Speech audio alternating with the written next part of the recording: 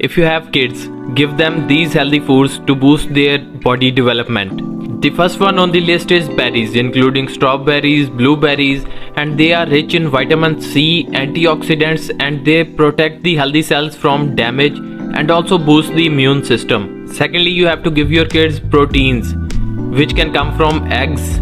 They have very important nutrients that aid in brain development.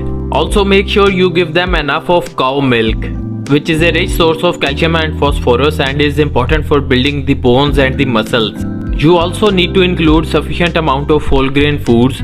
They have fibers in them which maintain the digestive health and also prevent constipation. And last but not the least, don't forget broccoli. It is packed with nutrients that are going to optimize the eye development and also reduce the cell damage in the eyes. And just like whole grains, it is also rich in fibers. And now if you are concerned about your health, the health of your children and your family, do subscribe to our channel Lime Man. We got tons of informative stuff on our channel for you.